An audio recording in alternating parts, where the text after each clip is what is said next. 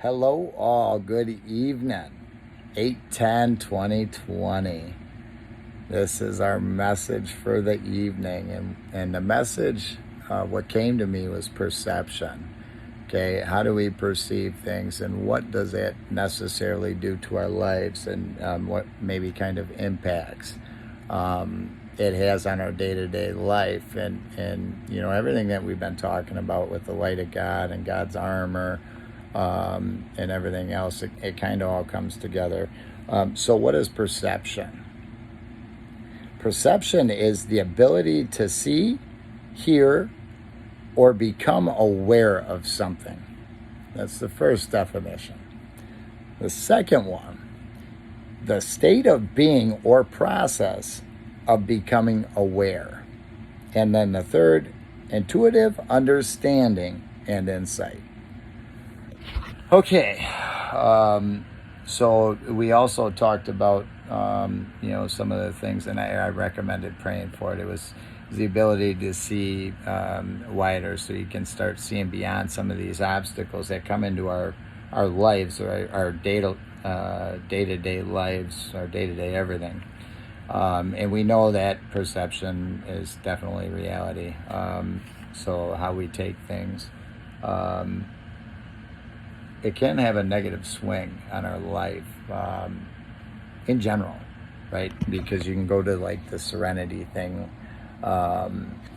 You got to be able to accept the things that you cannot change and allow God to grant you strength to get past it, right? So you need that. You need to be at peace first, okay? So if you perceive peace or the light of God and you let it fill your life, you're taking that and you're taking the blessings on and you're taking everything else.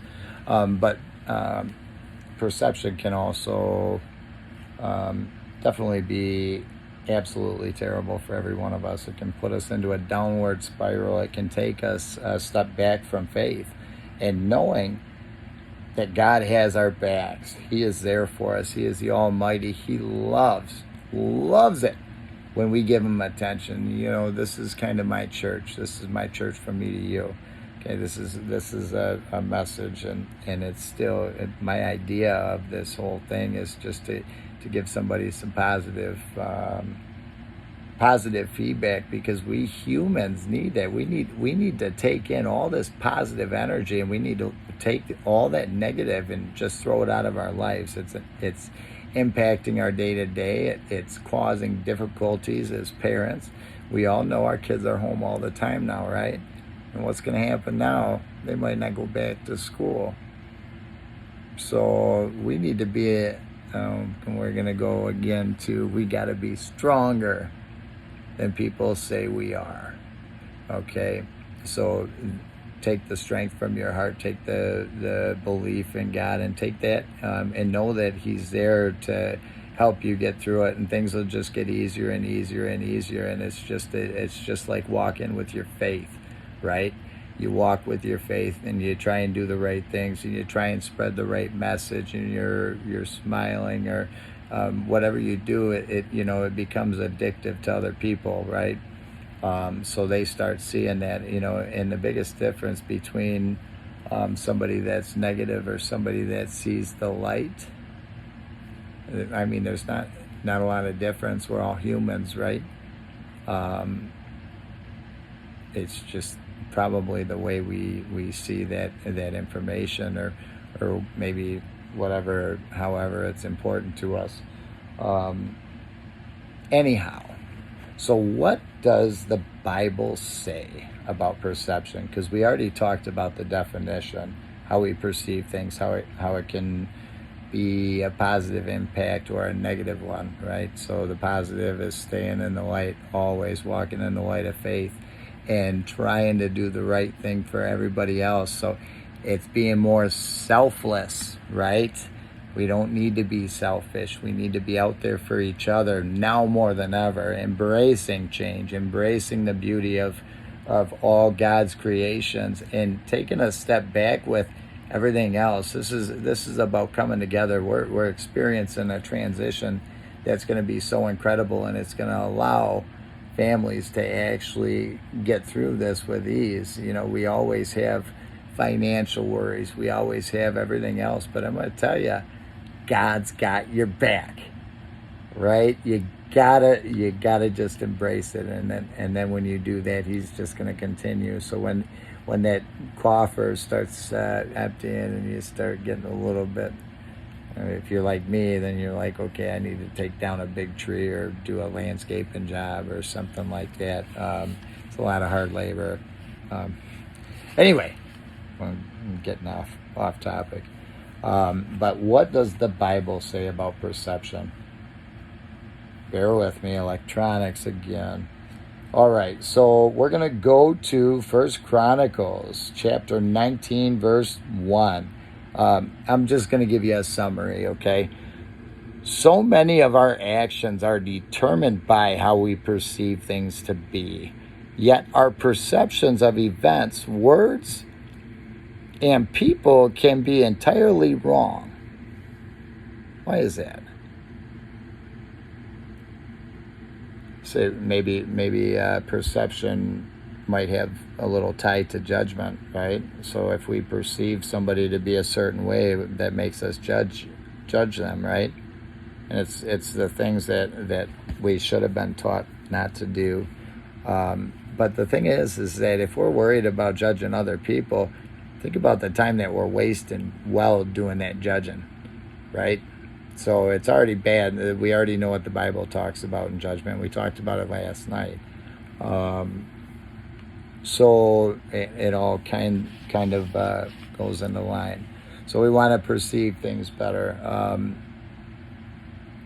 And the people that we know and have in our lives, you got positive people and negative people that work towards the light or the greater good, and then some people they just have a negative mentality, and ultimately it's about not ever really getting past the thing that was holding you back in the beginning, right? Are you out there?